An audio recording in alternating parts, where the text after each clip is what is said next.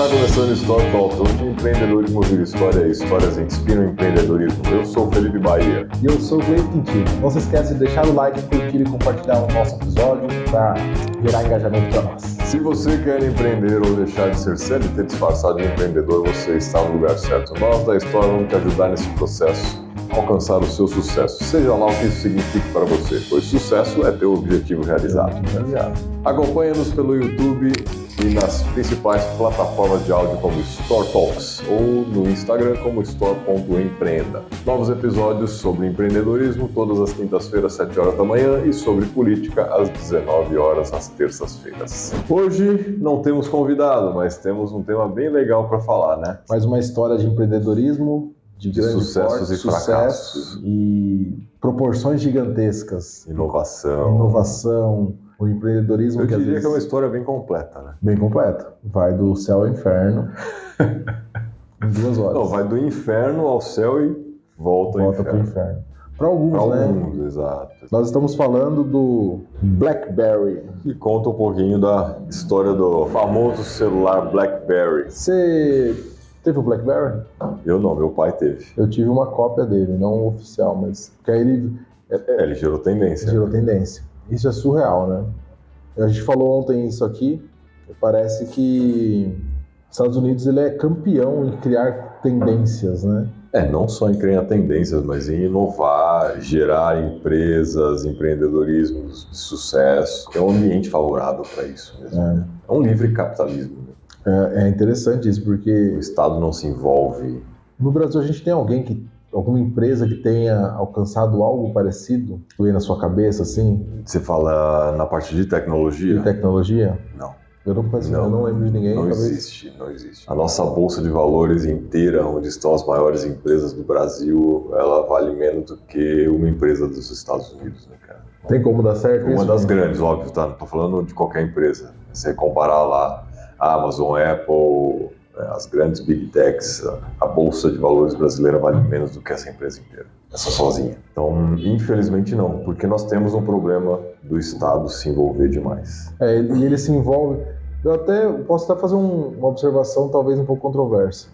O Estado americano ele também se envolve, mas ele se envolve incentivando. Porque, por exemplo, a internet foi desenvolvida pelo Estado lá, na guerra. Então, mas aí é uma questão militar. Exato. Então, um pouco diferente, né? Mas o que eu quero dizer é assim, o Estado lá desenvolve coisas, e depois ele joga no mercado e deixa o pessoal se virar com aquilo. Eu acho que não é nem que ele joga no mercado, acho que o mercado se aproveita daquilo. Sim. Não é que eles chegam lá e oferecem, tá aqui, gente, vocês querem usar?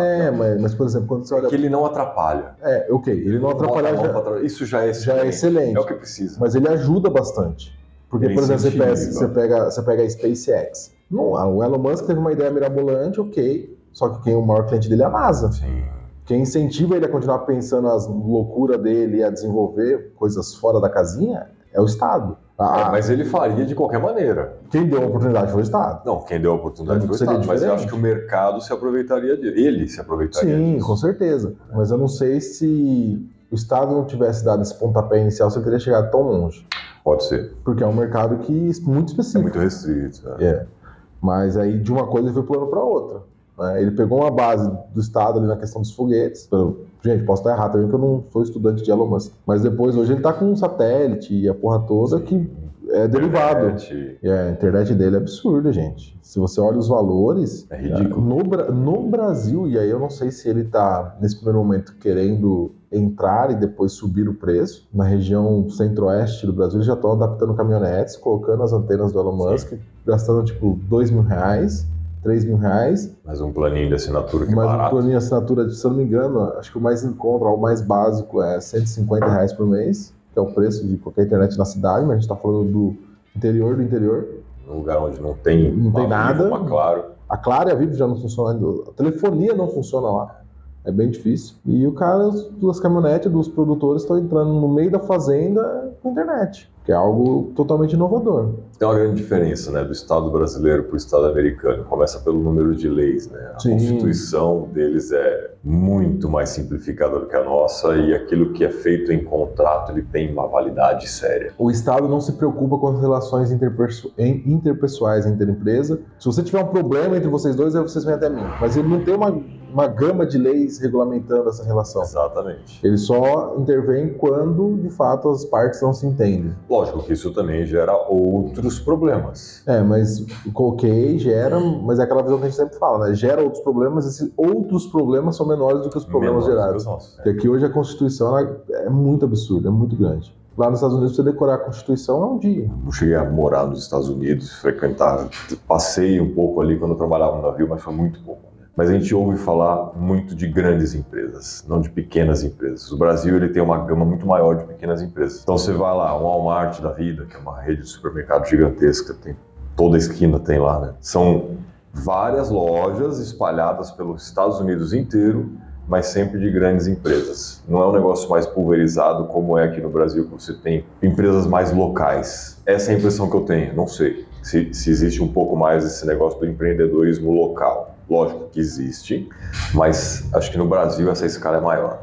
A proporção... Não estou nem falando se isso é positivo ou negativo, é só Sim, um ponto de vista só diferente. que, pelo menos pelo que a gente vê, internet, filmes, é mais grandes empresas, redes espalhadas pelo continente, pelo país inteiro. No Brasil você tem muito essa questão, tipo, uma rede de supermercados grandes aqui no interior, ela não tá na Baixada Santista, por exemplo.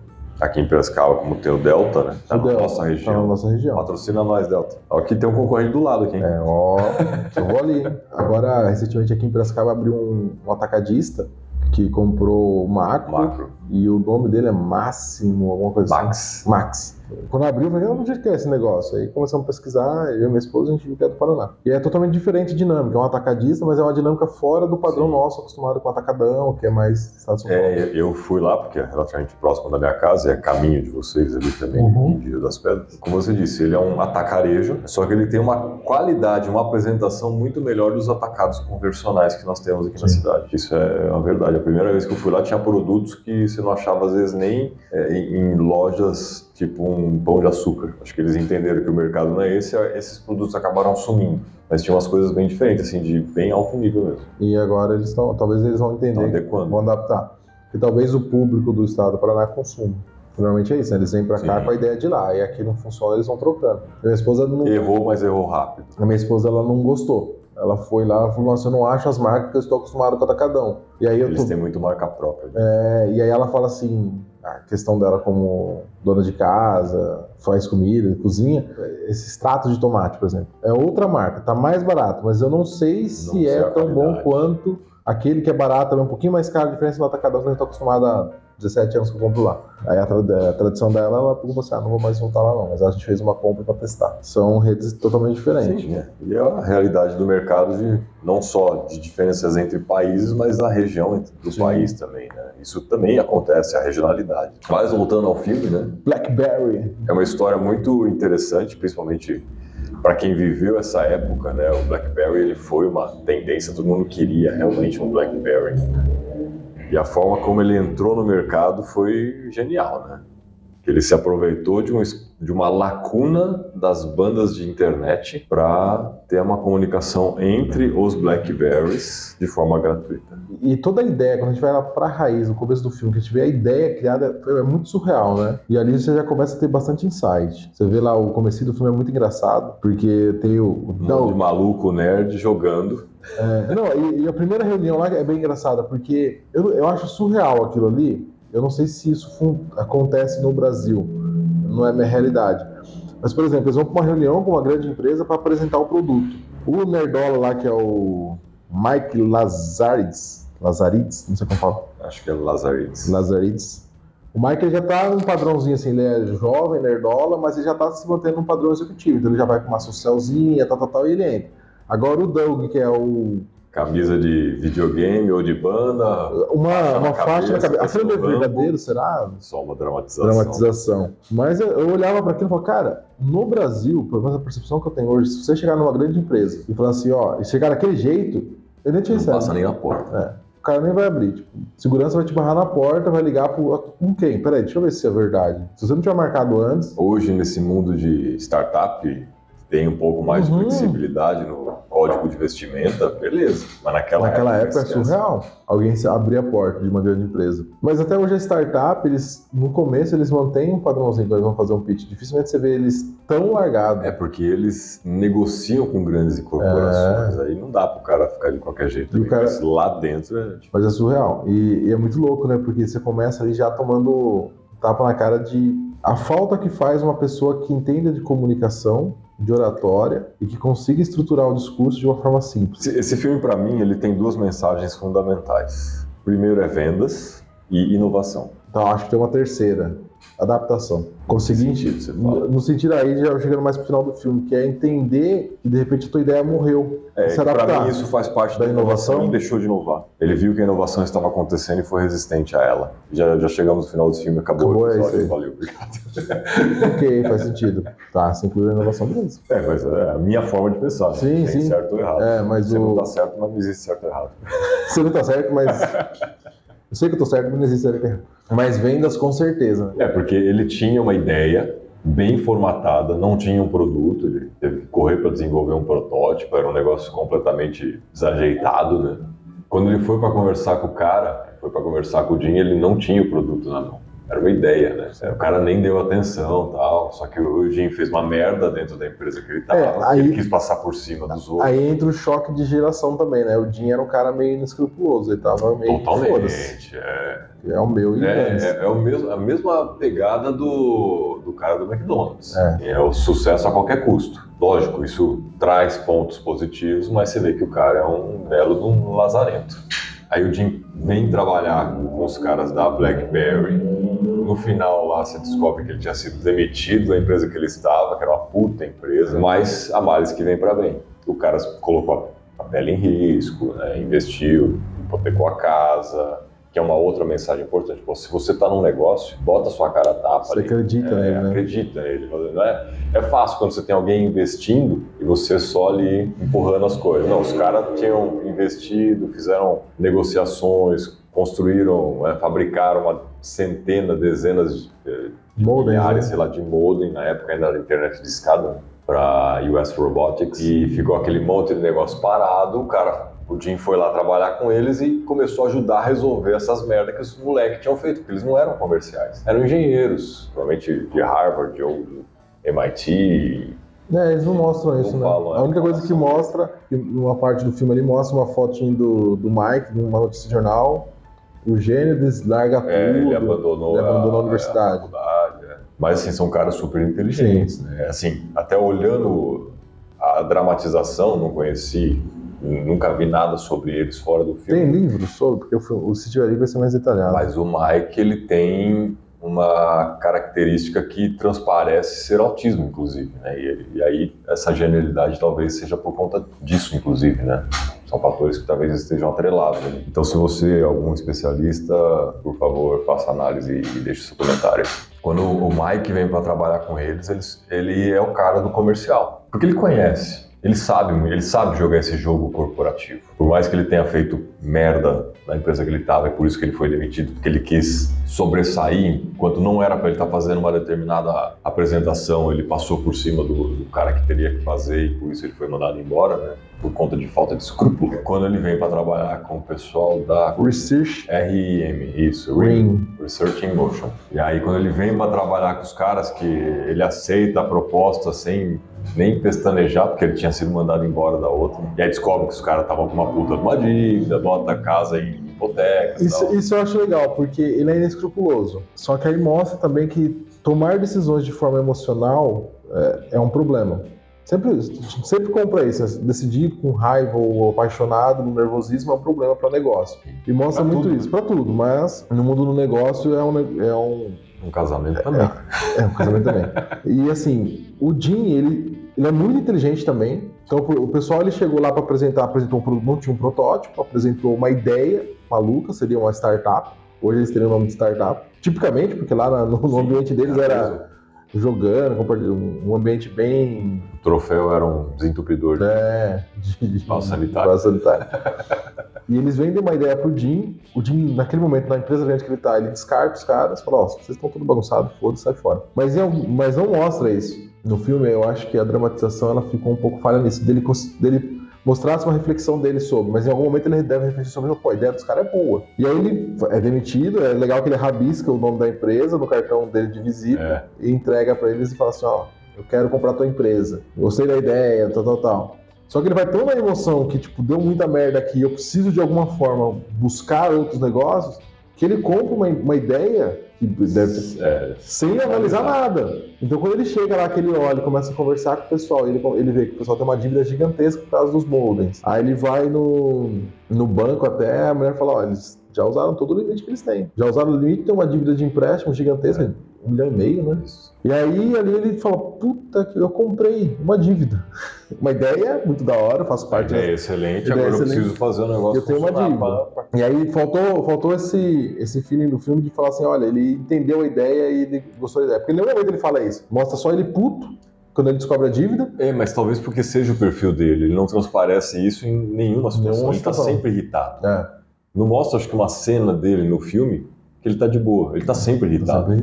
E aí ele olha para aquilo ali, pra dívida monstruosa que tem contraída e ele fala assim, aí ele fala pra mulher, né, eu tenho uma hipoteca da minha casa, consulta meu nome aí, eu quero dinheiro. E ele hipoteca a casa num negócio que já tem uma dívida milionária. Então assim, ele acreditou muito naquilo. Aí logo em seguida já tem uma segunda parte que é algo que é muito difícil, particularmente para mim, quando a gente fala de fazer coisas, ele volta lá pro Mike e fala, eu preciso de um protótipo. Aí ele começa a ligar pros contatos de executivo e aí mostra de novo a importância do network que ele construiu numa grande empresa. Então ele conhecia grandes executivos, ele já liga, agenda uma reunião e fala assim, eu preciso de um protótipo. O Mike fala, beleza, eu monto o protótipo em 1 ano. Não tá entendendo. Você não tá entendendo. Eu quero para amanhã. É possível. Aí ele fala a famosa frase, né, o feito é melhor do que o perfeito. Monta essa merda e traz. E é muito da hora, porque mostra eles indo pro mercado. Também não sei se é verdade. Mas é muito louco, porque eles vão numa... Mas independente disso, tem que ser rápido. Tem que ser rápido. O protótipo, ele não... É porque o Mike, ele queria não fazer um protótipo, ele queria fazer um produto 100% funcional. Produto final, E hoje isso está mais difundido, a questão do protótipo. O protótipo não necessariamente é um produto físico, né? Pode ser também um protótipo de um serviço, de um modelo de vendas, tal. Hoje isso aí está um pouco mais... É que o serviço é mais fácil você ter um texto escrito explicando um produto. Você faz um fluxograma. Você explica o raciocínio. Mas assim, era um protótipo do produto, né? De um telefone desajeitado, foram lá, compraram peças de brinquedo. Brinquedo, adaptaram. E ficou um negócio ali apresentável, lógico, meio capenga, porque era um protótipo. Assim, em cima disso aqui dá pra gente desenvolver e avançar, beleza. O prazo para você realmente fazer um protótipo não pode ser muito longo. Senão você perde o momento daquela tecnologia, um outro vai desenvolver antes que você. As pessoas, às vezes, acham que assim, estou trazendo uma ideia inovadora. Realmente você pode estar fazendo isso. Mas, ao mesmo tempo, pode ter outras pessoas fazendo. A prova disso é o avião. Até hoje se discute quem realmente inventou o avião. Porque tem 3 ou 4 locais no mundo, inclusive o Brasil, que aconteceu de forma simultânea. Qual foi o primeiro que realmente voou? Os americanos dizem que foram eles, os brasileiros dizem que fomos nós. Tinha mais alguém? Tem um francês também. Então, assim, se você demorar muito, o outro vai ganhar espaço antes de você. E nesse mercado de inovação, o primeiro costuma beber água limpa. Raros casos acontece de não beber essa água limpa, mas é porque o cara errou o time de mercado. Que a gente até conversou com o André, né, no episódio anterior, do caso do iFood. Que teve uma empresa que fez algo similar, lógico que não existia a tecnologia da internet ainda, e por isso não deu certo. Então os caras tiveram uma excelente ideia, que é a ideia do princípio do iFood, só que no momento errado. Então não ia dar certo. E aí vem de novo a questão do time, ele é muito abrangente, né? Eles tiveram a ideia certa, útil para a sociedade, no momento em que a tecnologia não estava pronta. Que era para o mercado corporativo. Sim. O BlackBerry, eu lembro até hoje, cara, era algo que se vendia para o mercado corporativo. Não era a pessoa física. Não, mas assim, usando o exemplo do iFood. O pessoal teve uma ideia boa, numa época errada, faltou o tato para eles. E aí eu acho que o André comentou, né, que eles tinham muito mais dinheiro que o iFood. Só que faltou... a empresa que o André estava falando não tinha nada a ver com essa, era uma outra coisa. Não era do processo do iFood, porque essa era de restaurantes mesmo. Sim. E aí talvez observar e falar, não é o momento, e deixar arquivada a ideia para o momento certo. Não matar ela completamente, né? Engavetar, mas, fica atento com isso aqui. Que eles tentaram realmente fazer com a tecnologia que tinha no momento, mas não deu. Não era viável. Mas aí, fica atento, olha, o dia que surgir algo, vai surgir, ou se não surgir, mas vamos ficar atento. Porque acho que provavelmente engavetaram, jogaram fora a ideia, o iFood... Às vezes quebrou, acabou o caixa, não tinha mais o que fazer. Mas o BlackBerry aí mostra muitas estratégias do Jim, né? De criar tendência. Que ele pega os vendedores dele e manda eles pros clubes. Cara, que aí é a parte de vendas, né? Como vender um produto. Talvez a própria Apple tenha se aproveitado desse mesmo modelo de ter o status, de criar aquilo, de ter um produto onde as pessoas desejem. E hoje a Apple é muito isso. As pessoas não compram um iPhone simplesmente porque ele é bom. Você tem concorrentes que são tão bons ou às vezes até melhores, custo-benefício melhor. Um custo-benefício melhor. Só que é um objeto de desejo. Então quando ele mandou os caras, vocês vão mudar a forma como vocês vendem isso. Vocês vão para os clubes, vocês vão para os restaurantes, vocês vão para os hotéis, country clubs, sei lá. Onde está a alta sociedade, onde está os caras corporativos e vão exibir seu telefone. Manda mensagem, fala alto, chama atenção, as pessoas têm que ficar curiosas. O que vocês estão fazendo? Por que vocês estão agindo daquele jeito? O que é aquilo Para na que sua as mão? pessoas queiram agir da mesma maneira que vocês. E para isso elas vão ter que ter um BlackBerry na mão. Isso foi fantástico. Foi fantástico, assim. De novo, gente, filme tem a dramatização. Isso é um então... marketing de guerrilha, né? E aí você olha... Custo baixo. Custo baixíssimo. Eu sou a equipe. Porque Já estou sendo pago para isso. Já estou sendo pago e outra. Imagina assim, se ele fosse tentar marcar uma reunião com cada executivo, ele não ia conseguir. Então ele marcou essa reunião no momento de lazer de todos os executivos, Exato. as pessoas altas. O cara saiu pro happy hour, tá lá no restaurante com os amigos. Ouvindo um retardado falando no telefone, falando gritando no telefone. Chegou um e-mail pra mim. E ele vai fazendo as coisas assim no celular. Que porra é essa? E é muito louco, né? Porque mostra os caras voltando pro escritório jogando cartões de contato, de visita. Porque, os caras, esses aqui são os interessados. E aí foi um efeito... Fantástico. É marketing de guerrilha. Isso é genial, cara. Não sei se é verdade, deve ser, não sei até onde que eles dramatizam. Mas que isso possa ser verdade, sim, porque faz muito sentido. Várias marcas, até no Brasil já aconteceu várias coisas desse tipo, assim, de fazer um... É que normalmente não acontece em pequenas cidades, só em grandes cidades, assim, mas um movimento ali rápido em uma determinada avenida, onde faz um puta no burburinho. Agora, ainda mais hoje com Instagram na mão, cara. Não, isso hoje... Aí o negócio escala, né? Hoje isso é monstruoso, mas pensar na época que eles fizeram isso, mano, é surreal, assim. Na hora que eu vi ele falando assim, eu falei, cara, será que isso é meio louco? E funcionou, tá aí. A BlackBerry ficou monstruosa. Ela dominou 45% do mercado, né, americano, de celulares. Isso em 90, final de nos anos 90, começo de 2000, né? Até 2006, 2007 saiu o iPhone. Não, teve uma versão do iPhone antes, mas que não conseguiu brigar. Não conseguiu brigar. Ele ainda já tinha essa proposta, o iPhone conseguiu passar, acho que lá para 2007, 2008. Isso. Tem uma questão que eu acho que eu comentei ontem aqui com o André também, e a gente conversou sobre isso lá na palestra que a gente foi sobre startups, e criou-se um mito na startup, né, que eu posso ficar brincando o dia inteiro, vai ser algo divertido trabalhar. A BlackBerry mostra muito isso, eles tinham esse ambiente de bagunça mesmo, de completa festa com o pessoal lá, e em um determinado momento o próprio Mike olha e fala, não, preciso mudar isso aqui porque não tá indo. Porque ele tava ficando maluco, você vê, no começo você vê ele tenso, o pessoal querendo jogar. Mas isso você fala quando eles já estavam maiores, que teve... Acontece dois momentos. No comecinho mesmo que ele se mostra tenso, ansioso, aí tem a cena que mostra quando ele volta da primeira oferta que ele faz pro Jim, fica olhando para o quadro, onde tá lá a matéria falando que ele desistiu de tudo, e a molecada em volta, os engenheiros em volta, como você disse, engenheiros fodas, só que todos eles brincando, se divertindo, e o Mike meio, eu arrisquei minha carreira pra estar aqui. Eles estão, curtindo mesmo. Se der certo, deu, se não... Essa é a impressão que passa o filme. E aí ele fala, vou aceitar a proposta do Jim. E aí o Doug fala, não tenta, não sei o que, não sei o que. É o contrário, né? O Jim aceitou a proposta do Mike. Isso, o Jim aceitou... O Mike aceitou a proposta do Jim. Aí ele avisa o Doug. Mike é o nerdola, cabelo branco. Jim é o executivo. Tá. Então o Mike já tá, tendo conflito com a equipe. Você vê na cara dele que ele tá... Putz, tem muita coisa pra fazer, esse pessoal tá brincando, eu já tenho uma dívida. E aí quando ele fala pro Doug, eu vou vender, vou vender, o Doug fala, não, você não pode fazer isso, porque a empresa vai perder a essência, não sei o quê. Mas que essência? Tá, agora eu lembrei que ponto você tá falando, é mais lá no começo. Bem no começo. Aí chega uma hora que ele fala, não, eu vou vender, o Mike fala, eu vou vender, a gente precisa de uma outra pessoa, outra visão, a gente não sabe vender. Isso foi um mérito dele, de entender que a inteligência dele era de outro mundo, sim, era de outro segmento. Só que o Doug fica lá não batendo na tecla, não. E chegar aí é legal que mostra os dois negociando, e aí é muito foda, gente. Essa questão da negociação, a gente está fazendo um curso de vendas que fala muito sobre você planejar a tua negociação. O Jim senta lá o Mike senta com o Doug, que são os sócios fundadores originários, e ele fala assim, ó, oferece 10% por tanto, Faz uma simulação. aí ele vai pedir tanto, aí você oferece 15%, aí o ideal nosso que a gente quer é 30%, acho que é 30% ou 20% da empresa, mas por um valor X. E aí fala, fica calmo, porque ele vai tentar te ganhar, não sei o que, não sei o que. E aí quando o Mike liga pro Jim, ele já começa a ficar nervoso, porque ele não tem habilidade de negociação, e ele já faz a proposta ideal de cara. Ele não é um cara comunicativo. E aí ele começa a olhar assim, aí mostra a cena, tipo, tá aqui todo, ó, você vai falar primeiro essa é a ideal. Já vai pro final. Ele já vai pra ideal de cara, manda, só que o Jim tava tão desesperado também, e aí você não sabe, né? Talvez se tivesse oferecido a primeira, teria fechado. E aí o Jim fala, aceito, e desliga o telefone. E aí o Mike fala, cara, ele aceitou a ideal, tipo, pô, ganhei, porque era o que eu queria. E provavelmente o Jim tava lá, putz, foda-se, qualquer coisa, é o que tem pra hoje. Mas assim, é importante também isso na visão do empreendedor, se planejar antes de uma negociação, saber o mínimo, saber o teu ideal, até onde você pode ir, e aí onde você não quer ir de forma alguma. Planejamento faz parte de tudo, né? E a vendas também.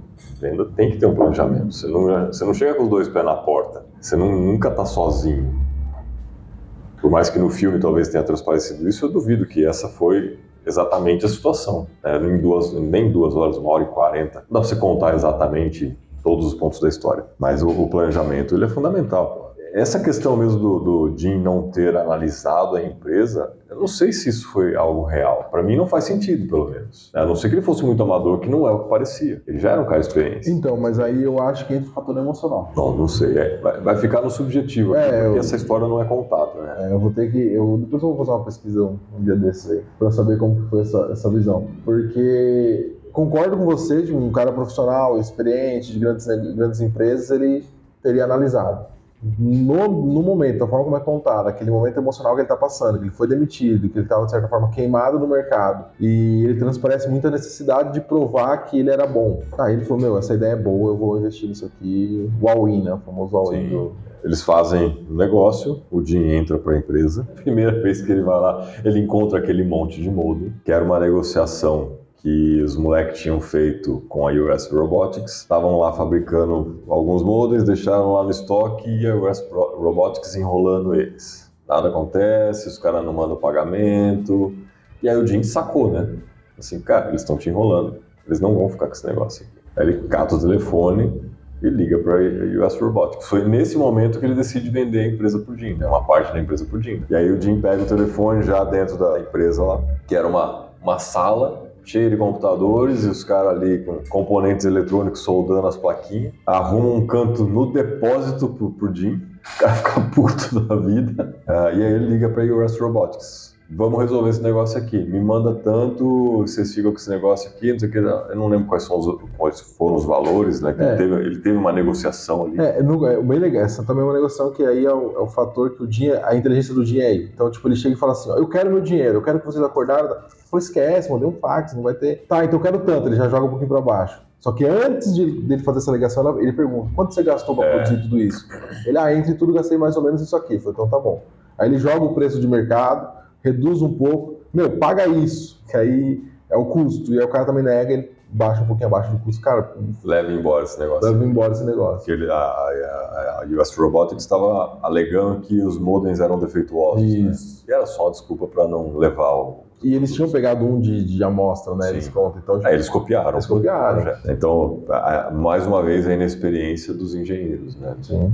De não ter estruturado isso num contrato adequado. Pode até mandar criado uma patente.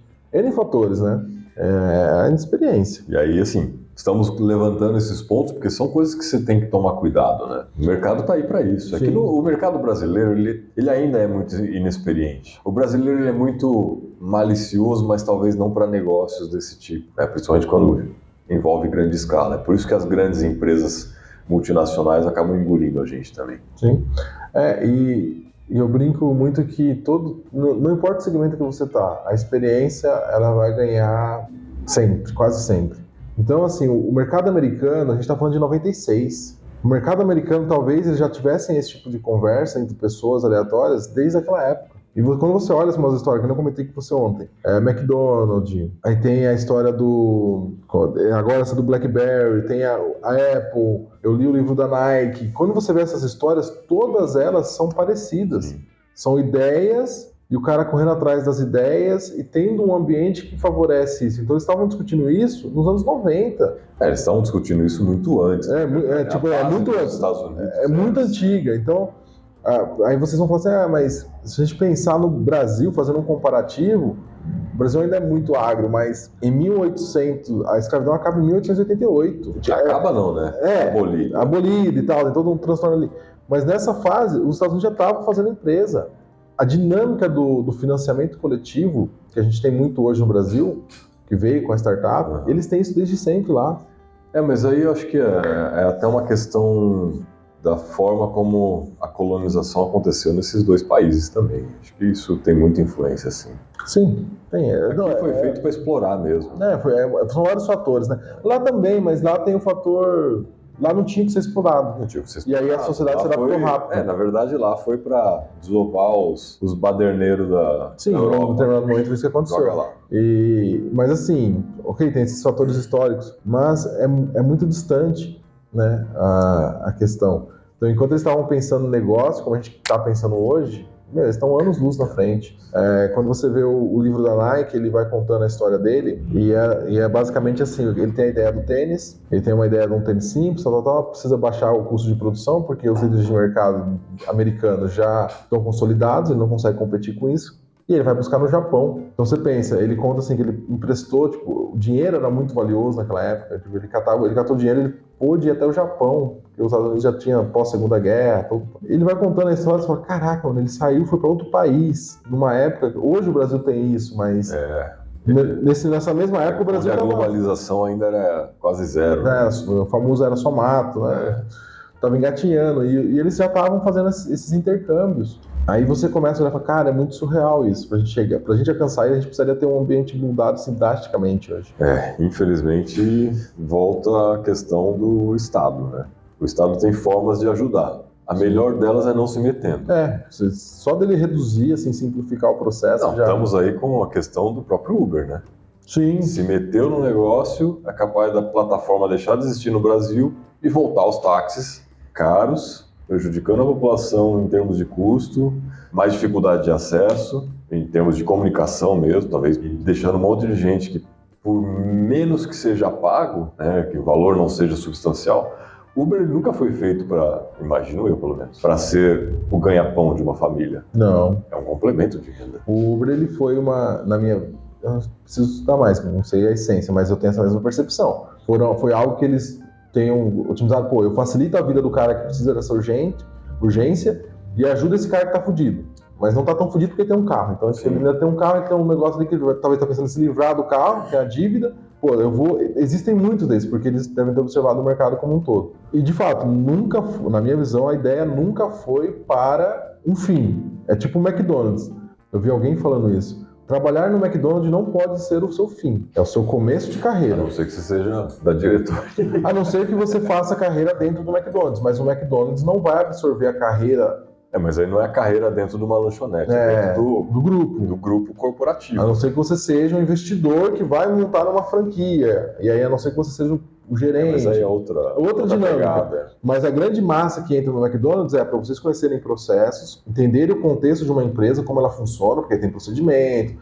E é uma empresa que você consegue entrar com 14 anos. Não se paga bem. Vai ter lá, Mas não tem como se pagar bem, falando dos Estados Unidos, nem falo de Brasil, porque aqui é totalmente diferente. Não tem como se pagar bem quando o lanche não custa, sei lá, $2. $10 hoje. Não tem. Não sei quanto custa. Tem lanche de $5. Na época, só se você olhar na época no filme mesmo, mostra, eram centavos o lanche. Então, mas assim, de novo, é para você entender um dinamismo e seguir a tua vida. Entendi como funciona o McDonald's, entendi, vou aplicar isso em outros negócios. É o primeiro degrau primeiro degrau da sua escala de trabalho. O Uber é algo nesse sentido. É o primeiro degrau para você voltar para o mercado. Você vai mandando o teu currículo, enquanto isso, você vai fazendo isso aqui. Como o mercado é cíclico e é dinâmico, você sempre vai ter pessoas nessa situação. E o Uber se sustenta a longo prazo. Só que o Brasil é tão precarizado, no geral, o emprego, que as pessoas viram que o Uber dava mais dinheiro do que ser empregado. Até porque você não tinha os descontos, você não tinha os impostos, o INSS, então o dinheiro entrava líquido para o empresário. Nesse ponto até, eu vejo que o governo ele se meteu porque caiu na mão dele também, né? Não foi São fatores. A sociedade brasileira, assim. Não, mas acho que é um sindicato que acabou indo atrás disso. Então, mas é isso. Esse é um outro problema Mas do eu acho que o Brasil. governo também devia estar vendo como fazer isso, mexer botar o dedo dele ali, porque ele estava deixando de arrecadar também. Sim, mas o problema do governo é que ele não consegue meter o dedo de pouquinho, ele quer tudo de uma vez. Se ele colocar assim, ó, Uber é o seguinte, mas a Uber já paga imposto, tá? Sim. Ela pagava imposto. Mas os motoristas Os motoristas não.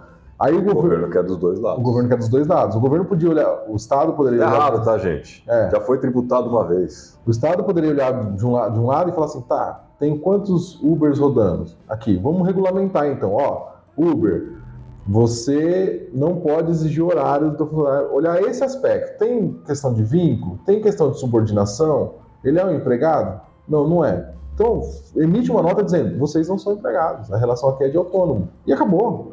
E talvez, assim, abra o mês, você quer aposentar, mas você não quer também, foda-se. É que o Brasil ele tem esse problema, ele quer cuidar, ele não quer cuidar, ele quer ter o dinheiro, ele quer o dinheiro para financiar a sua operação. Botar o dedo em tudo com o discurso de estou protegendo a população. Só que aí entra um fator cultural. O que acontece? O brasileiro, ele também não entende, porque voltamos para a educação. Ele não consegue enxergar a relação de trabalho com a Uber dessa forma.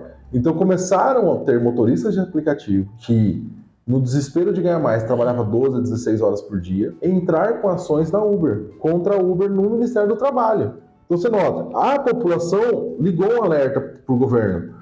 E aí o governo olha para isso e fala, eita, se eles estão putos, talvez a gente ganhe algo. Algumas pessoas que são do meio do sindicato olham e falam, pô, se eles estão desorganizados, a gente precisa de alguém que organize. E aí eu consigo enxergar que é um mercado também. E aí, que é a forma como a gente foi educado. Só a forma como a gente foi educado. Então o cara, ele tá na Uber lá e fala assim, a Uber não tá me pagando o suficiente. Cara, vai fazer outra coisa. Mas ele não vai, ele quer ganhar da Uber, ele quer ser motorista. Eu acho, assim, você comentou... Vou tacar um processo para ver o que dá. E aí eles perderam alguns e tal. E aí esse sindicato dos motoristas de autônomo é a coisa mais surreal que existe. Porque é um sindicato que reúne lá, de repente, 3 mil, 5 mil pessoas. E a Uber tem milhões de motoristas. Não é relevante a representatividade. Só que aí o Estado, como ele vê a oportunidade... Mais uma vez, a minoria barulhenta. Exatamente. O Estado vê uma oportunidade, aí ele dá atenção para essa minoria organizada. E aí todos eles vão pagar. Eu, particularmente, discordo de você, que eu acho que não volta nunca ao estado de táxi. O que vai acontecer? A Uber, ela inovou, ela criou um mercado, ela mostrou que existe um mercado em algo que ninguém estava enxergando no mercado. Em Rio das Pedras, por exemplo, não tem Uber, mas lá já tem 2 empresas que reúnem motoristas locais que fazem viagem chamando por WhatsApp. Então é um Uber adaptado, sem tecnologia, sem grande investimento, sem aplicativo, que é um WhatsApp central, que é muito parecido com o mototáxi aqui em Piracicaba, que é um WhatsApp central onde você manda lá e fala assim, olha, eu tô aqui em tal lugar, preciso ir para tal lugar. O cara fala, ó, a viagem é R$10, tô te mandando um motorista. Daqui tanto tempo ele tá aí. É um Uber, só que é puro WhatsApp, então... É um Uber local. Sem investimento. Porque o investimento é basicamente... Então, lá, a tecnologia já existe, ele não precisa escalar isso, porque a cidade é pequena. A cidade é pequena, aí lá você tem... Se você roda Rio das Pedras ainda faz muito marketing de poste, que é colando os panfletinhos, assim.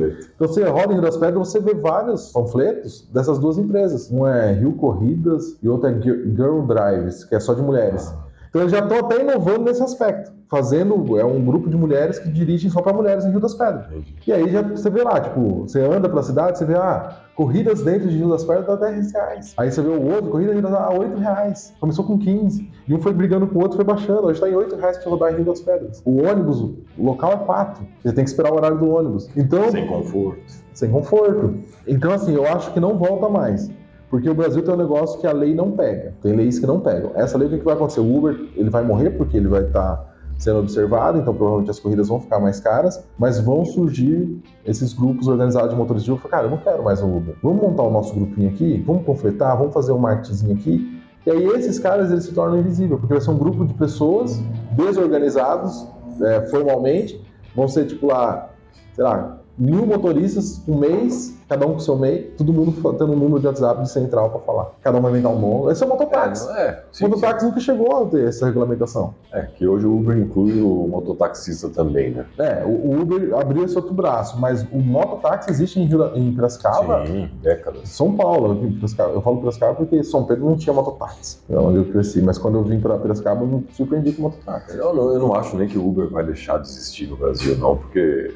Ele vai ficar mais caro, ele vai ser um produto mais elitizado. Exatamente. Na verdade, quem acaba pagando por isso é quem está consumindo.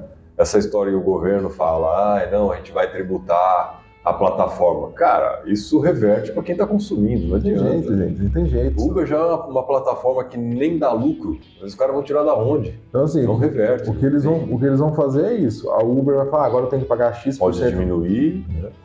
Basicamente, gente, o que vai acontecer... Já ouvi dizer, desculpa interromper, mas já ouvi dizer que o mínimo acordado já é menor do que o que os caras ganhavam dirigindo sem esse processo todo aí. Sim, teve uma mobilização em São Paulo dos mototaxistas e algum... Agora eu vou ganhar mais dinheiro, porque eu tenho que repassar menos para os caras. O que vai acontecer é exatamente isso. O governo vai definir que para todo motorista de Uber vai ter que ser pago o INSS. Então a Uber vai falar assim, beleza, se eu pagava R$2 por quilômetro livre para o motorista, R$1,50, sei lá, eu vou pagar R$1, 50 centavos eu vou ficar com a minha parte e vou dar a parte do governo. Quem vai tomar no bumbum vai ser o motorista. E o usuário que vai pagar mais. E o usuário. E aí, nesse primeiro momento, o motorista toma sozinho, aí os motoristas vão começar a sair da plataforma, aí a Uber vai aumentar o valor da corrida para o motorista e aumentar o custo para o usuário final. Então você vai ver o Uber que você fazia por 5, 6, 7 reais, as viagens não vão existir mais. O mercado se ajusta, não adianta. Não adianta. E o consumidor também. O do Estado, o tabelamento de preço é fiasco. É fiasco. Tá provado pela história. Não tem como contra-argumentar. Mais uma vez a gente saiu do filme. Verdade. Mas é um empreendedorismo. É que a gente fala de empresa de tecnologia. Volta sempre ali Volta sempre no mercado, volta sempre no Estado atrapalhando. Por que o Brasil não existe? Por que no Brasil não existia, não surge uma Uber, não surge um iFood? O Estado intervencionista. Ele se mete. E aí é um problema. Eu vi, voltando pro Uber um pouquinho aqui, eu vi motoboy puto, porque eles fizeram as contas e o cara ganhava R$9.000 fazendo entrega e ele passaria a ganhar 7, 6. Não sei, isso aí foi uma notícia que pulou em rede social, não olhei números com calma, mas era essa dinâmica da notícia. Por quê? Porque aí ele vai passar a ter menos corrida, vai passar a ter mais imposto. É o que os caras fizeram uma passeada em São Paulo, né? Então, não vendo que fim vai dar, mas é um aspecto interessante. Mas voltando ao BlackBerry, a gente já falou do dinamismo, da necessidade do departamento comercial. Se você conseguir começar uma empresa, se você é de comercial, sua chance da empresa dar certo é maior.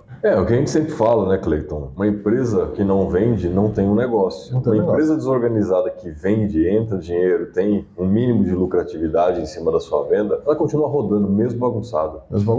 Agora, os caras estavam numa situação onde eles não vendiam, eles tinham ideias ótimas, não vendiam, tá aí o contrato da US, o contrato que não foi um contrato, né? O contrato de boca com a US Robotics por conta dos modems, e os caras estavam drenando com 1,5 milhão de dívidas, porque não vendiam. Em contrapartida, quando entra o vendedor, o negócio muda da água pro vinho. Muda completamente. Não foi fácil, né? Mas o cara tinha essa visão comercial e sabia, né, que daria para fazer alguma coisa. Era um risco também. Como empreender é um risco, Sim. Você não tem como ter certeza de nada. Ele botou a cara dele lá. E apostou. Fez reuniões, começou a trazer, fez o protótipo, até a venda do protótipo ali foi interessante, né, cara? Eu não sei se aquilo foi real de ter esquecido o táxi ou não. Mas é a cara do nerd fazer isso. Cara desligado, preocupado, sujou o terno. É muito louco, né? A cara do Jim, quando ele olha pra ele assim no carro, ele suja o terno e ele fala, puta que pariu, velho. Eu fico pensando, o que ele tava pensando? Com bebês, né? Meu Deus, eu não acredito que eu coloquei meu dinheiro aqui. E aí, na hora que ele entra na coisa, ele fala, esqueci o protótipo. Ele olha, aí ele olha, você vai entrar agora. Aí ele, puta que pariu. Mas aí é o lado positivo do Jim, do comercial, que é o cara que pega uma situação ruim ele conseguiu segurar. Ele tava tentando fazer alguma coisa, né? Que, alguns minutos depois, o Mike volta com o protótipo. Ele achou o táxi. Né? Não sei, isso eu acho que foi mais uma dramatização mesmo para gerar um engajamento ali no filme, mas se aconteceu, foi tenso. Foi tenso. E aí é muito surreal que vou vender um protótipo que eu não tenho nem... Eu já não tenho protótipo... Não sei explicar do negócio. Já não tenho um protótipo, assim, vamos dizer, bonito, bem apresentável. O protótipo ficou bem capenguinho ali. Sim. Um Frankenstein ali, bem Frankenstein mesmo. Já tá difícil, com o protótipo. E aí o cara esquece o protótipo. E aí o melhor é assim, e aí no dinamismo da correria, também não sei se foi dramatização, o cara gosta da ideia, o executivo ali da empresa, que eu não lembro o nome, aí ele olha e fala assim, qual que é o nome desse produto? Não é um celular, mas qual que é o nome disso? E aí ele fica, o Jim também, a inteligência dele emocional e comercial, ele olha, ele começa a olhar ao redor, assim, pra procurar um nome. E aí ele vê a mancha que o Mike tem na camisa, na camisa assim, ele pega e manda o Blackberry, que é a Amora, né? Na verdade, acho que ele não fala no filme o nome, fala? Fala, Eu não lembro disso. fala. E o cara, na mesa, assim, o cara fala assim, ok, eu vou fazer aqui, aí ele começa a olhar o protótipozinho ali, porque primeiro ele tenta aqui, né? Aham. Aí o Mike fala assim, tenta os polegares. Aí ele pega e ele começa a ver o tecladinho, que é o teclado do computador, na mesma estrutura. Aí ele fala assim, interessante. E como que é o nome disso? Não pode, é um celular, mas qual que é o nome? E aí o Jim, porra, não pensei nessa bosta. E aí ele começa a olhar, aí ele olha pro Mike, a manchinha de Amora aqui na camisa e fala, Blackberry. Blackberry. E o americano tem um negócio com fruta também que é fantástico, né? Fruta e árvore, né? Fruta e árvore. Aí ele fala do Blackberry, aí ele fica ali e você fala, caramba, se foi nesse contexto, mano, muito genial, muito foda, muito fantástico. Não, mas até voltando um pouquinho ainda nessa negociação de apresentação do produto para a AT&T, eles estavam muito resistentes à ideia. Pensando, mas isso nós já temos. Isso aqui nós já tentamos fazer. Não dá certo. E aí que o Jim aparece. Eu falei assim, não, mas vocês estão pensando errado. Pô, aí você fala para a maior empresa de telecomunicação do país que os caras estão errados. E aí ele vem com os argumentos, vocês estão fazendo assim, assim, assim, né?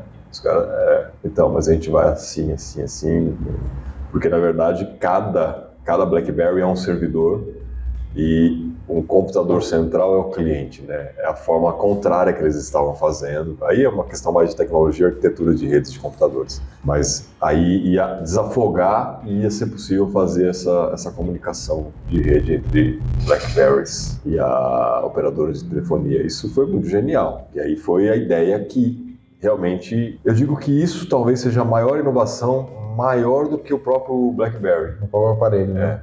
Talvez qualquer celular ele trouxe um produto, né, e qualquer produto poderia fazer isso, mas a forma como ele fez o uso da tecnologia para fazer essa comunicação que permitiu que o produto funcionasse. É muito louco isso, porque na hora que os executivos falam, a gente já tentou de todo jeito e não é possível. Aí fala, mas e, vocês tentaram por aqui, aqui.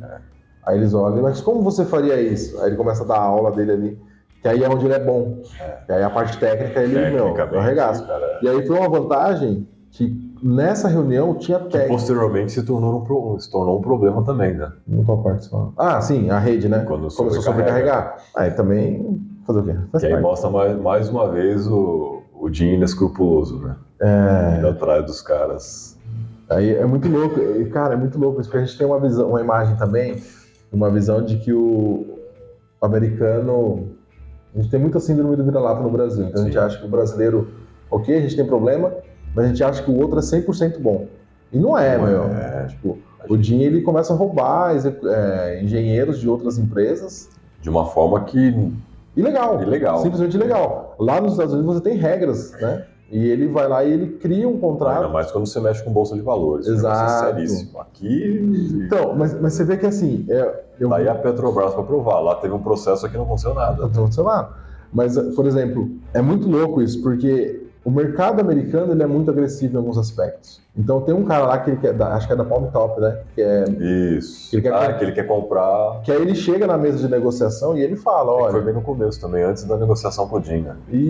Não, no primeiro... Foi depois, o Jim tá nessa negociação. Quando o BlackBerry tá estabelecido. É verdade. Aí o cara fala assim, ó... E se a gente juntar o Palmberry? A gente vai adaptar aqui, blá, blá, blá, blá, blá. Aí o Jim fala... O Mike fala, não vou vender pra vocês, você tá maluco, blá, blá, blá. Aí ele pega e fala assim, peraí, deixa eu ver um negócio aqui. A minha ação vale $80 e a sua vale $2. E se eu comprar todas as suas ações? Como que é o nome disso? Aquisição hostil. E se eu fizer isso? E aí o Mike já começa a ficar nervoso, aí eles não código lá, né? Amassa o papel, você cala a boca. Ele amassa o papel assim, vou vender pra você. Aí o Mike já desesperado, o Jim, pleno, sai dali, ele fala o que a gente precisa para. E aí ele faz Quanto celular a gente precisa vender? Vamos fazer essa conta. faz a conta. E aí que ele manda os caras pra rua. Aí ele manda os caras pra rua. Tá totalmente fora de ordem cronológica que a gente tá falando gente. aqui. A gente tá pegando os Isso aqui insights, tá, gente? Isso aqui é tipo Isso aqui Star Wars. Isso aqui vai assistir o filme depois. Aqui a gente tá pegando os pontos pra trazer insight.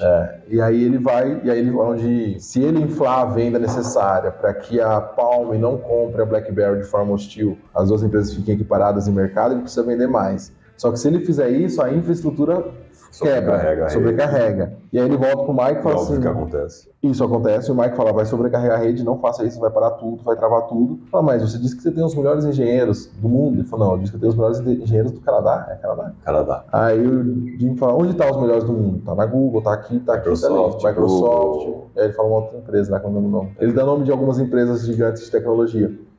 Aí o Jim fala, tá, então eu vou lá buscar. Que aí é onde ele vem metendo louco. Mas o legal disso, que aí a gente fala sempre da educação e do conhecimento, que ele chega para os engenheiros tops e fala assim, eu tenho uma proposta para você. Eu vou te pagar aqui 10 milhões de dólares. Ele começa a negociar. Em ações. 1 milhão, 2 milhões, 3 milhões, 10 milhões de dólares em ação. E aí ele apresenta o contrato para os engenheiros. E vai mostrando assim em cortes, para todos os engenheiros das grandes. E todos eles olham, cara, isso é legal. Tipo, ele já tem uma noção que isso aqui tá errado. Mas ele aceita assim mesmo. Mas, cara, Então, beleza, 10 milhões de dólares, velho. E aí ele consegue trazer os engenheiros os melhores dos Estados Unidos. É muito foda isso. Para resolver esse problema, da rede. Porque aí começa a sobrecarregar a rede mesmo. Os caras da companhia telefônica lá da AT&T, acho que era AT&T, estão querendo encerrar o contrato, tacar uma multa na BlackBerry, alguma coisa assim, né? E aí eles chegam com a solução. Eles hackearam as antenas de telefonia da AT&T e reprogramaram para funcionar do jeito que eles precisavam. E isso, cara, é muito louco os Estados Unidos, porque assim, é uma linha muito maluca que eles ficam passando as regras pré-estabelecidas e voltando. Aí quando eles contratam, acho que um engenheiro de não sei que empresa lá, que aí aí ele dá essa ideia, essa sugestão de hackear e fazer, aí o cara fala assim, mas isso aí é legal. Ele fala, e daí? Nós na Sony, nós na PlayStation, para criar o Crash Bandicoot, e aí talvez você não tenha pegado essa referência, porque eu joguei isso, para criar o Crash Bandicoot, nós hackeamos a concorrente de videogame, entendemos o código dele e replicamos no nosso.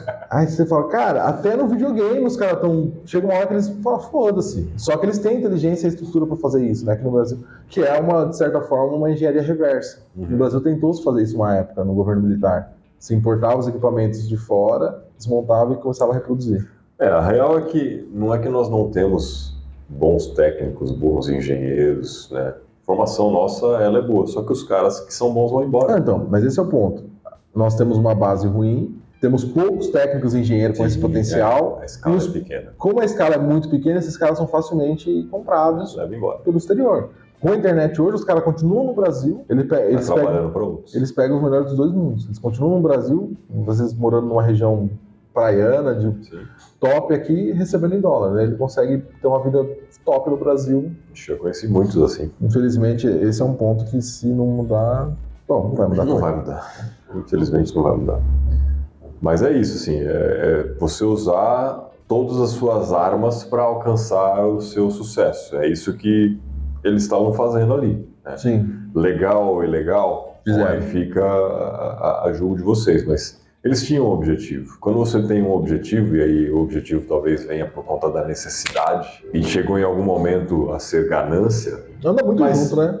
Mas assim, não estou defendendo nenhum lado, assim, volto a dizer, é algo para se refletir mesmo. A gente falou no próprio episódio que a gente gravou do McDonald's, né? Pô, o que um cara fez ali no McDonald's tá certo? Cara, se tá certo eu não sei, mas que ele alimentou um monte de gente a custo baixo, ele alimentou. Que ele deu emprego para um monte de gente, ele deu. A forma como ele fez foi honesta, foi ética, aí já é duvidoso. Aí tem uma diferença entre ética e moral que eu não vou lembrar agora. Mas aí é muito disso, é muito individual de cada um. Tem pessoas que vão falar assim, cara, no fim justificam os meios. Não importa, qualquer situação. Aí você vai lá na pesquisa aí, perfil político, você vai identificar, tem umas perguntas nesse sentido aí, você vai saber. Os ditadores pensam isso. Eu vou matar uma galera aqui, mas no fim vou fazer uma utopia. Fins justificam os meios. É individual. Agora, uma coisa que eu vi depois, que eu também estava reparando, que é uma lição também que você pode tirar disso, e é muito difícil aplicar, Eu não, você. É muito Eu difícil. já tirei. É muito difícil aplicar isso, principalmente para quem está acostumado a ser empregado, que é observar o ambiente e fazer um link com o que você acredita e conseguir se antecipar. Isso, de certa forma, é um pensamento empreendedor. É você observar e tomar decisão. A BlackBerry, já indo pro spoiler, todo mundo já sabe, ela quebra. Quebra no sentido assim, o BlackBerry hoje, ele chegou a ter 45% do mercado americano, hoje ele tem 0. O cara que saiu melhor assim, financeiramente foi o Doug, porque ele vendeu as ações dele na alta. Ele estava observando que, ok, a gente é criativo, mas ele fica mostrando, o filme todo mostra que ele fica sempre desconfortável com a forma como o Jim trabalha. Ele tá sempre desconfortável com isso. Ele é o típico, estou preso no amor pelo meu produto, pela minha empresa. E, cara, no mercado, a gente falou isso ontem com o André, você não pode ter esse amor, essa paixão. Porque as coisas evoluem, a forma como tem que ser feito. Se ele tivesse preso, ele não ia ter um centavo hoje. Sim. Então, ele ficou preso ao amor ao produto. Quando ele viu que o mercado começou a mudar, ele foi lá e falou assim, é isso aqui. Eu não sei se ele vendeu por conta de ter percebido o mercado ou era pela raiva interno mesmo. Que ele já, isso aqui não é pra mim, mas eu não faço mais parte disso. Não tem por que eu estar aqui. Mas assim, foi o cara que tem menos destaque no filme, né? Porque mostra uma cena lá que o Jim fala, o Mike fala, né? Que é o cabeça ali da inteligência, ele fala, eu fundei isso, eu fiz isso, eu pensei isso, e o Doug fica olhando e fala, tá, então agora não somos mais nós, então acho que tá na hora de eu... Só que ele não tem esse embate, ele não mostra esse embate acontecendo. Sim. Mas ele olha e fala, tá, ok, então tá bom. Não faço mais parte disso. Não faço mais parte disso, não é como eu penso, aí é uma questão de valor dele, ele pega e sai fora, ele não sai oficialmente, tá? Ele vende boa parte das ações, mas ele continua dentro da empresa, trabalhando, desenvolvendo até ela quebrar. Mas é muito surreal, né? Você fala, o cara mais, talvez lá atrás, era o mais desligado de negócio, foi o que mais se deu bem. Foi o que melhor que saiu. Financeiramente falando. É interessante, né? Pensar dessa forma. Digo, não se apegue. A tendência ela pode mudar, a tecnologia pode mudar, o mercado pode querer outras coisas. Se você estiver preso, você vai quebrar a cara em algum momento. Sim. Para mim, isso é um fato. E aí, essa parte muito de inovação que eu acho que fica a mensagem do filme mesmo, né? A inovação, ela veio acontecendo, a Apple desenvolveu lá o celular sem botão na tela, né? Na frente, só o botão liga e desliga e tal. Acho que inicialmente o iPhone ainda tinha um botãozinho ali, né? Mas sem as teclas, né? Teclado ali, propriamente dito. E o Mike, no filme, me transpareceu que, assim, puta, esses caras estão revolucionando, mas eu não quero dar o braço a torcer. Isso é o que me parece, pela encenação ali. E ele ficou preso a isso, né? Posteriormente, a BlackBerry chegou a ter alguns produtos sem teclado também. Mas já estava quebrado, já estava indo pro buraco. Mas aí mostra uma coisa que o Mike não, isso também... nem aparece no filme, é lá na frente. Mesmo. Não, mas eu acho que mostra. Não, é que a ideia deles, que aparece no final do filme, que aí uma outra coisa que ele era muito resistente também era mandar para produção na China, né? Que eu até concordo. Né? Não pelos fatores que aparecem no filme ali, mas acho que você tem que ter uma localização para fomentar o seu espaço, a sua região. E hoje o mundo está acontecendo muito isso, voltando à localização, né? Tirando um pouco ali da centralização da produção na Ásia e localizando de novo as produções. Isso está acontecendo, é um fato. Mas ele era muito resistente por conta da qualidade mesmo. Que logo no início do filme mostra isso, né? O chiado do rádio na mesa do Jim lá quando ele ainda estava na outra empresa lá, que ficava aquele barulho irritante para ele, que incomoda.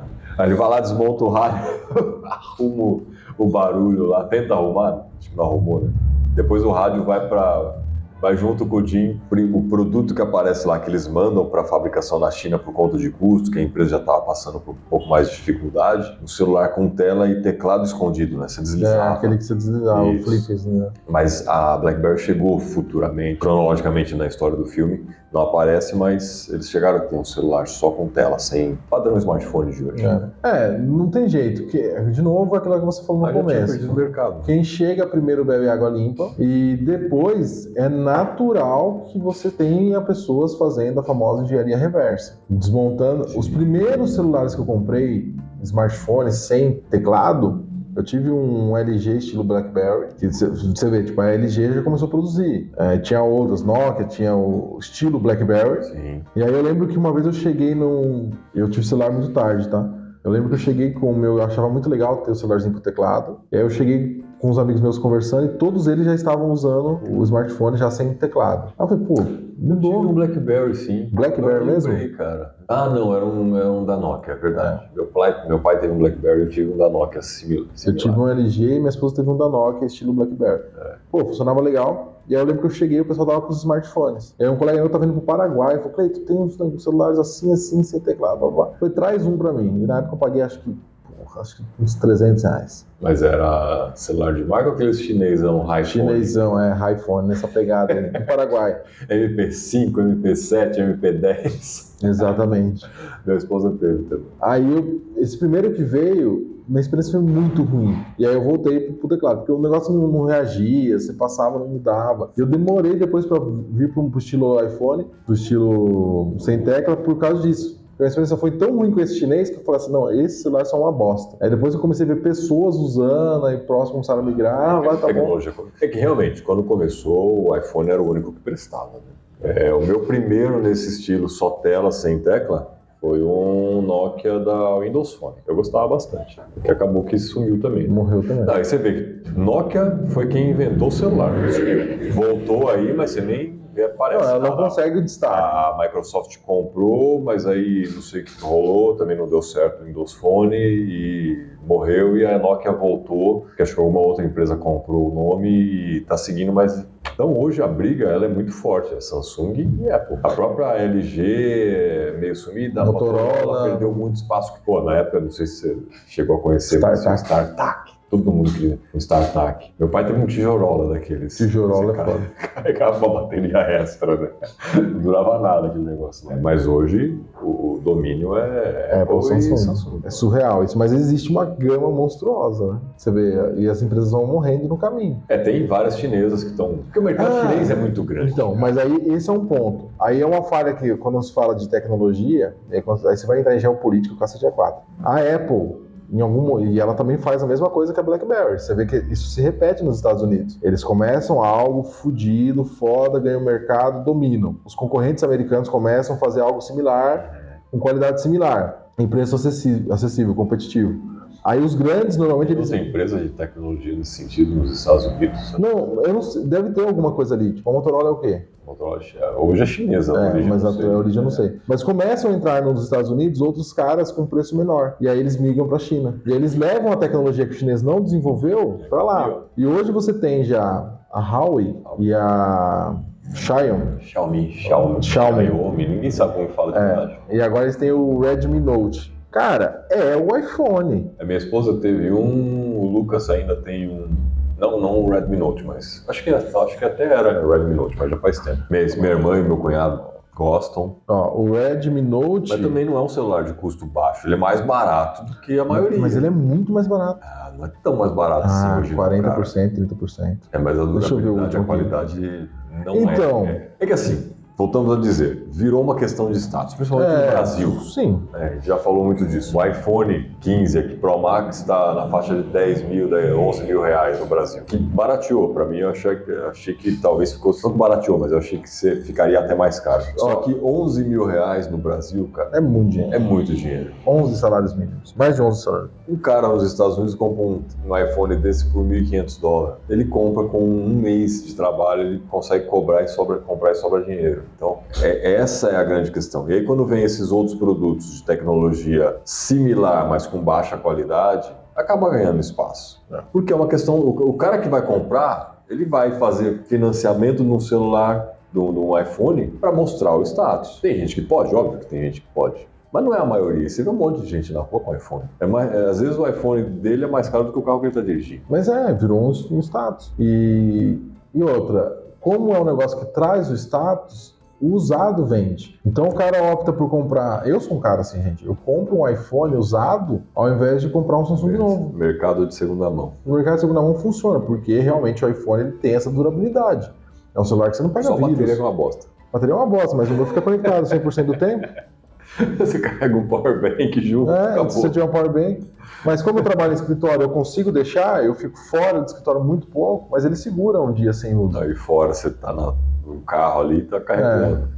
Então, assim, mas pra você ter uma ideia aqui, ó, eu busquei aqui no site que compara celulares, eu peguei o top do iPhone com o top do Redmi Note. É 2.700, o iPhone tá 7.200. Então é um valor gritante. Aí você fala, pô, Cleiton, mas é o mesmo? Quando você olha custo-benefício, esse site é bem legal, gente. Chama Tudo Celular. Eu conheço. É uma disponibilidade do mesmo período de 2023/3, que eu acredito que seja o terceiro trimestre. Você olha dimensões, e a gente gosta hoje do celular mais grande. Mais grande é foda, né? Foda, corta. Então, Felipão, ó, só comparando aqui o Redmi Note 13 Pro Plus com o iPhone. Tinha o iPhone, acho que também. Tinha iPhone? Acho que tinha. É o Apple iPhone 15 Pro Max. A diferença de preço é de R$5.000. Quando você olha custo-benefício, tá muito próximo. O Redmi tá 6.4, o iPhone tá 6.8 de 10. Hardware, 7.9 do Redmi, 9.2 do iPhone. Tela, 8,5 para 9. Câmera, 9.3 para 10. E o desempenho, 4.7 para 7.7. Você olha esses números... Bem diferente. Bem diferente. Você olha, pô, mas o iPhone é muito melhor, mas por R$5.000 a mais. É 2. Não, e normalmente quem compra um iPhone não precisa usar tudo aquilo. E aí tem esse outro fator. Quando você vai olhar para o aparelho, e aí você vai olhando aqui todos... Acho que com o processador não dá para comparar, porque, putz, é só um cara muito técnico para conseguir, porque são nomes totalmente diferentes. Mas quando você vai para a RAM, que é a memória ali de processamento momentânea, o Redmi vem com 12 GB, o iPhone com 8. A qualidade de foto fica muito próximo. Quando você olha para tudo isso, você fala, cara, qual que é a diferença? Você vai perceber que para o usuário comum, a gente não precisa de tudo que o iPhone oferece. Não precisa. É o status. A única coisa que eu escutei de um pessoal falando assim, Cleiton, eu percebi diferença, foi o pessoal do marketing para foto, que fala que fotos tiradas no iPhone sobem com melhor qualidade no Instagram. É muito específico, gente. Então, o cara que trabalha com Instagram, eles talvez... E quão melhor é essa qualidade? Vai fazer tanta diferença assim? E adianta ser... Tudo bem, aí tem recursos de software que auxiliam com que o usuário faça melhor foto sem ter experiência. Mas se o cara pegar um celularzinho mais barato e treinar um pouquinho, talvez ele tire com a mesma qualidade ou bem próximo. Porque, pô, fotos de Instagram, o cara olha ali 2 segundos. Exatamente. Essa qualidade vai ser tão impactante assim? É muito a questão do status. É a questão do status. Minha esposa até perguntou pra mim esses dias, você gostaria de ter um iPhone? Eu falei, eu gostaria. Por conta da tecnologia em si. Preciso? Não preciso. Tanto que eu não compro, porque é muita grana. Pra mim não justifica. Compro um iPhone e troco de carro. Quase isso. Que agora, que nem você falou, já deu uma barateada, porque esse ano já começa a sair burburinhos do próximo, né? Já deu uma caída.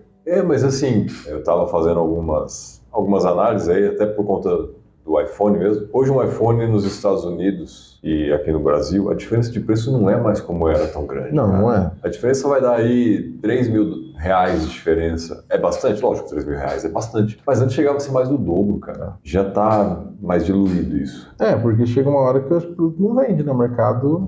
Vende, mas ele não vende. E aí tem aquele fator também que tu fala, por que o iPhone é caro no Brasil? Por que isso aqui? Cara, a Apple tá cagando pro Brasil. Sim. O mercado americano sustenta eles não se preocupam com A isso. gente falou, o cara com um mês de trabalho, ele consegue comprar um iPhone. O cara pobre. O cara que recebe auxílio.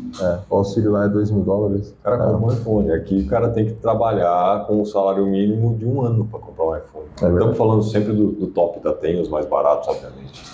Mas aí tem um outro cálculo também, para quem gosta de iPhone. Eu vi uma análise... A gente fez um filme do BlackBerry falando do iPhone. Até isso o BlackBerry perdeu o mercado. O iPhone... Que você BlackBerry ou iPhone? E não é um review. Se você vê o cara analisando o iPhone, ele falou assim, o único iPhone que compensa você migrar é sempre nos Pro Max. Sai o 15, aí sai o 15, 15 Pro, 15 Pro Max, blá, blá, blá. Esses que são os intermediários, eles perdem para a qualidade do Pro Max do anterior. Então o 14 Pro Max, ele é melhor do que o iPhone de entrada. Na verdade, pelo que você já falou isso algumas vezes, e agora me veio uma reflexão. Se você pegar o top, se você tiver um top, não adianta você baixar. Mas se você tiver qualquer outro, você pode ou manter ou subir. E aí você não vai ser impactado em termos de qualidade e desempenho. Isso. Imagino eu que seja isso. É basicamente isso, porque a turma tava falando agora o seguinte... Agora você pega um iPhone 14 Pro Max e baixa para um 14 Pro, já não vai... Não, ou o contrário. O 15 Pro. O 15 Pro, ou o 15 de entrada. Eu quero ter o 15. Mas você tem o 14 Pro Max, tem condição de trocar por 15 Pro Max? Não troca. Porque a Apple ela tem essa inteligência de criar produtos de entrada. Porque O Samsung você tem as variações, né? Samsung Eu já nem sei A, como. Samsung M, Samsung S, e aí dentro de cada um tem o S, acho que agora está no S23, ou S24, acho que S24 S24 Ultra. o Ultra é o top, mas tem outras variações também. Então, a Samsung ela tem uma variedade maior de produto com linhas de produtos diferentes. O iPhone é tudo iPhone. Uhum.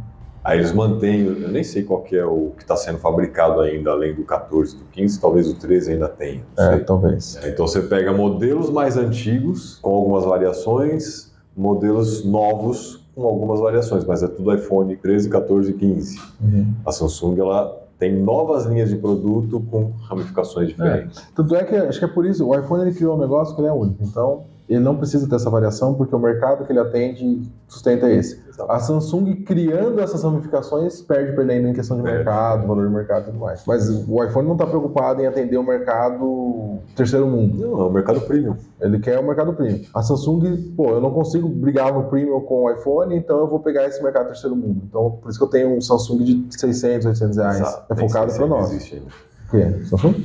Não, Samsung eu sei que existe, mas não com esse valor mais. Inovação e vendas. Fique ligado nisso. É o que vai fazer diferença. Vai fazer diferença. Se você deixar de vender, e com margem, obviamente, com lucro, não é botar vezes 2 ou vezes 1.5 Ou vezes esquece, qualquer coisa do teu Você tem que mercado. entender o custo do seu negócio aí como um todo, ficar ligado em tendências e, se possível, criar tendências. Isso já é muito mais difícil, porque você está literalmente navegando num oceano inexplorado, mas não é impossível. Não. Semana que vem tem mais? Só não vai ter mais.